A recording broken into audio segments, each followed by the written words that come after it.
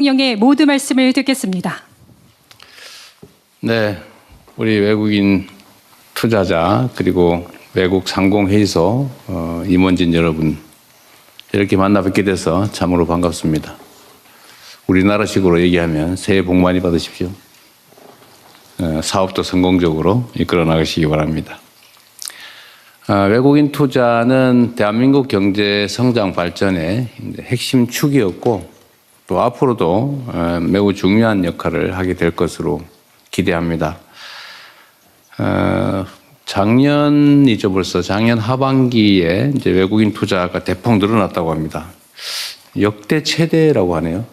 아마 작년 한 해를 통째로 보면 정말 전반기는 매우 불안정하고 또 심지어 마이너스 성장까지 하면서도 아마 국내에 투자하신 여러분들 또 투자하시고자 했던 외국인 투자자 입장에서는 매우 불확실한 시기였던 것 같습니다. 그런데도 하반기에는 거의 되돌아온 측면도 있겠지만 워낙 대규모로 사상 최대의 외국인 투자가 이루어졌다고 하는데 대한민국 정부로서는 매우 환영하고 또 여러분들의 투자에 임하는 기대가 실망으로 변하지 않도록 저희가 최선을 다하도록 하겠습니다. 아마 여러분께서는 대한민국의 현재 경제 상황에 대해서 현장에 또 계시기도 하기 때문에 과거와는 다른 면모를 보시는 측면이 있을 겁니다. 특히 그게 드러나는 게 아무래도 자본시장, 주식시장의 전례 없는 변동이죠. 우리 대한민국 국민들도 놀라고 있지만 사실 저도 이렇게 될 줄은 알긴 했는데 너무 빠르다. 예상보다 너무 빨라서 놀랍다는 생각도 합니다. 그러면서도 또 한편으로 생각해 보면 이게 정상화의 과정이기 때문에 대한민국이 가지고 있는 원래의 기초 체력 이하로 평가되고 있던 것이 이제는 조금 제대로 평가받는 과정에 있는 것 같습니다. 앞으로도 그러면 어떻게 될 거냐. 저는 우리 대한민국의 주식시장이 대한민국에 투자하시는 여러분들의 미래를 좀 보여주는 거 아니냐 이런 생각이 듭니다. 대한민국 시장은 여전히 저평가되어 있고 또 한편으로는 인적 자원이나 물적 기초 이런 것들이 매우 뛰어나기 때문에 앞으로도 성장 발전 가능성 매우 높다라고 저희는 자부심을 갖습니다. 너무 잘 아시겠지만 이제 경제라고 하는 게 자유로움에 기반하죠. 그래서 자유민주주의와 시장경제 자본주의가 어울릴 수밖에 없는 것인데 이 자유로움의 가장 본질적인 요소는 합리성과 예측 가능성입니다. 그러니까 합리적이라 해야 되죠. 불공정하고 불투명하고 이런 건 경제에 매우 해악적인 요소 아닙니까? 그리고 또 한 가지 중요한 것은 이제 안정성이죠. 불안하면 경제가 살 수가 없지 않습니까? 상황이 나쁘더라도 예측 가능하고 안정적이기만 하면 대비를 할 수가 있는데 이게 앞으로 어떻게 갈지를 잘 모르겠다라고 생각이 되면 대응하기가 참 어려워서 경제적인 결단을 하기는 매우 어려울 겁니다. 그런 면에서 보면 이제 우리 대한민국이 앞으로 가고자 하는 방향은 명확하게 말씀드릴 수가 있습니다. 제가 작년 9월인가 이제 월가에 가서 몇 분 이제 만나서 그때 얘기를 하면서 제가 그런 얘기를 했습니다. 앞으로 대한민국 주식시장이 이렇게 아마 바뀔 텐데 많이 투자를 해주면 좋겠다. 그런데 가능하면 대한민국 국민들이 주식을 좀 많이 산 다음에 들어오시면 좋겠다. 이렇게 말씀드렸는데 실제로 좀 반대로 돼버린 것 같아서 참 아쉽긴 합니다. 근데 그때 제가 대한민국 주식시장 얘기도 하면서 이제 사실 대한민국 투자를 하게 될 때 앞으로 대한민국 경제 상황이 어떻게 변할 건지를 이렇게 말씀을 드렸죠. 일단 한반도의 평화라고 하는 게 사실은 매우 중요하지 않습니까? 근데 그 문제는 걱정 안 해도 된다, 이제. 예를 들면 불필요하게 북한과 군사적으로 대결하거나 갈등이 격화되거나 그러지 않는다. 우리가 조금 양보하더라도 안정을 유지해서 이 정치, 그러니까 이 평화, 안정에 의한 한반도의 지정학적 리스크는 없어질 것이다. 앞으로도 실제 그렇게 할 것이고요. 지금도 그렇게 하고 있습니다. 그래서 그 문제는 없어질 거다. 지정학적 리스크.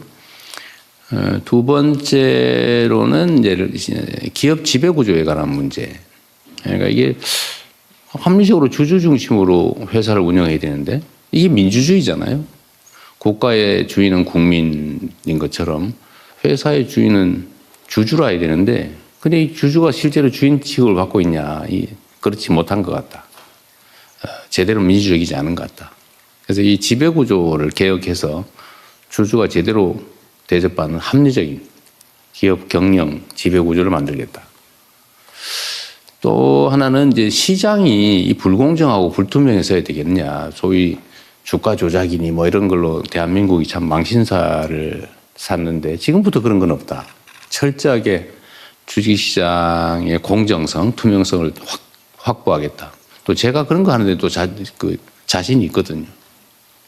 그리고 이제 가장 근본적인 신규 투자에 관한 부분이라면 국가가 산업 경제 정책을 방향이나 내용을 명확하게 제시해 줘야 된다.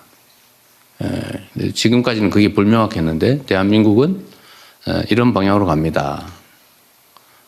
A, B, C, D, E, F, A, B, C, D, E, F 뭐 이렇게 저희가 정하게 됐습니다만 첨단 기술 산업 중심으로 대전환을 한다. 그 중에서도 핵심은 인공지능과 재생에너지다. 뭐 이렇게 말씀을 드렸는데 이런 국가 산업 정책을 명확하게 제시하는 것으로 이제 예측 가능한 그런 대한민국이 될 거다 이렇게 말씀을 드렸습니다. 한 6개월, 7개월, 이제 8개월째 되나요? 이제 그 사이에 엄청나게 많은 게 변했죠.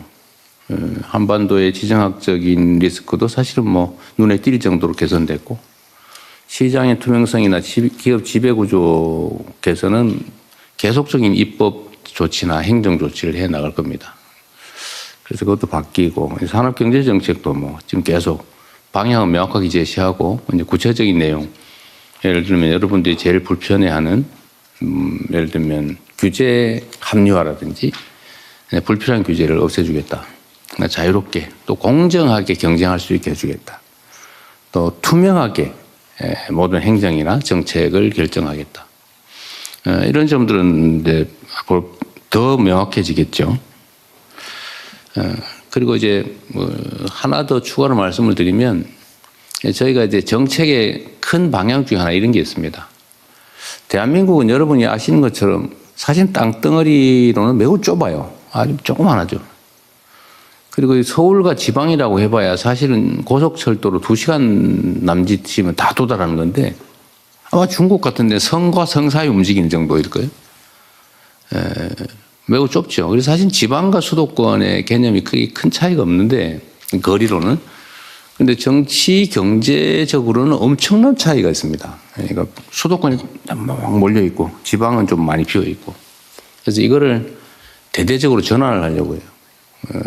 완전히 지방이 균형이 잡힌 제대로 균형 발전하는 그런 나라를 만들려고 하기 때문에 지방에 대한 대대적인 저희가 투자를 하려고 합니다. 정책 방향도 완전히 바꾸고 하다못해 뭐 국민들한테 복지 지출을 하더라도 지방은 더 많이 아예 똑같이 해주는 게 아니고 아예 더 많이 가중치를 줘가지고 재생에너지도 지방 중심으로 기반시설 확보도 지방 먼저 교육 정조여건도 지방 먼저 이렇게 하려고 합니다. 그래서 지방 중심 이게 아마 여러분들의 앞으로 경영상의 어떤 투자 결정을 할 때 하나의 방향이 되지 않을까 싶고요. 어떤 기업군 내에서도 이렇게 공정한 룰을 철저하게 확보하려고 합니다. 그러니까 예를 들면 중소기업이든 대기업 차별하지 않고 가급적이면 중소기업이 좀 더 보호받아야 또 창업과 스타트업이 좀 더 지원받아야 이게 생태계가 좀 튼튼해지죠. 그리고 그런 면에서는 또 오늘의 주제이기도 한데 청년들에 대해서 희망을 주는 그런 정책을 집중적으로 저희가 발굴하고 집행해 보려고 합니다. 아무래도 뭐 그러면 창업에 아마 투자를 많이 하게 되겠죠. 오늘은 여러분들께 대한민국에 투자하고 계신 점에 대해서도 감사드리고 또 앞으로도 대한민국이 세계 최고의 투자처가 될 수 있도록 저희가 객관적 환경을 또 조성하겠다는 말씀과 함께 우리의 의지는 충천하다. 대한민국 정부를 믿고 대한민국의 객관적 조건을 믿고 미래를 함께해도 괜찮다. 이 말씀을 드리고 싶었습니다. 이렇게 시간 내주셔서 참으로 감사드리고요. 여러분들에게 기대가 큽니다. 고맙습니다. 말씀 감사합니다. 다음은 토론에 앞서서 여한구 산업통상부 통상교섭본부장의 청년 도약